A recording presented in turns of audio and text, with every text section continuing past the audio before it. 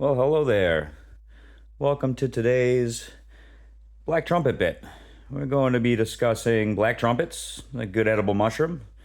Here in the Northeast around autumn, we have Craterellus phalanx, most common one. We have a few others.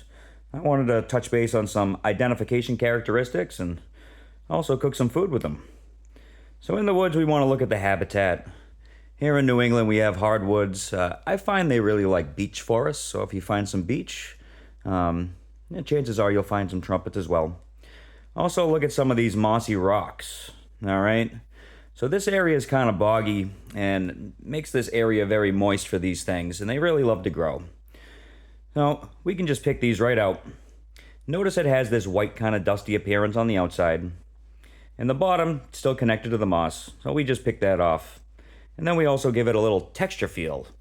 Now this one, with the texture feel, much more soft, much more brittle, a little soggy. You can even see the coloration's dark. This is too old. We don't want to keep this. We want to discard. And as you look around, you find one. Chances are you'll find more than one. Now, inspect all of them. Some of them get a little soggy, get a little dark. This one has bugs all in it. This one's nice and firm. Now, even that one right there, nice and firm. This one's going to be collected for our basket. Now, follow the roots, follow the branches laying on the ground. The mycelium seems to like to run along those and pop up in large numbers. Now, just to note this boggy habitat, and collecting them for identification is rather easy, but it's always nice to have some tools when we go out. Now, before we collect, to make your life a lot easier in the woods, I want to go over a few things that I do before I go out. Now, what do I do before I go out? I like to make sure I have the right equipment. I bring a basket so I can put my trumpets in. I like to wear knee pads because I'm doing a lot of crawling on the ground and it protects my legs. I wear gardening gloves. Since I am crawling on the ground, I keep my fingers rather clean. A pair of scissors is crucial for these. As you recognize the good ones, you can just snip them right out at the base and throw them in your basket. And a last option, which comes out with me every time I go in the woods, is my trusty walking stick. Now, just to recap on those things in case you missed, we have 5 items. We have a basket. We have knee pads. We wear gloves.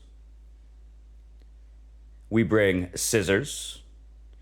And last but not least, the optional walking stick.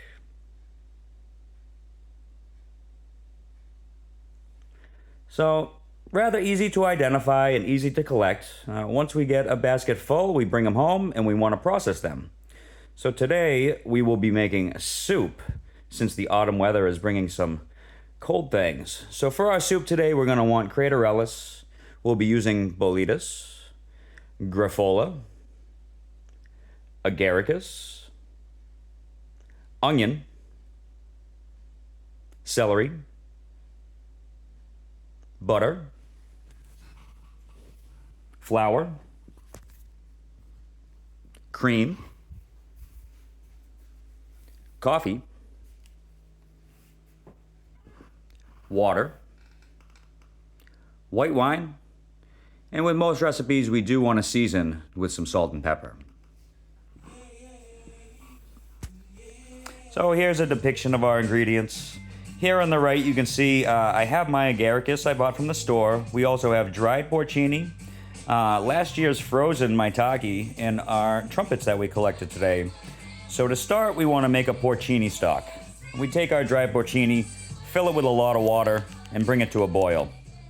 Next, we put some butter in the pan, and we want to sweat our onions and celery. Once those are sweated, we're going to add all our trumpets in. You can throw as many trumpets as you want in this. No such thing as too many trumpets in this soup. Once those get a little sear on it, we want to throw our flour in and stir in. Here we're making a roux. Now once we get a little brown color on that, we want to splash a little bit of white wine. Here I use Chablis. And once that's stirred in, we're going to strain in our reconstituted porcini stock and reserve the body on the side. We're going to rinse those off. I find a lot of dried porcini still have a lot of bugs in them, so we want to get rid of as many as possible. Once the reconstituted porcini is clean, we're going to separate it into two piles. One pile we're going to add into that soup mix along with the agaricus, which we've cleaned and sliced.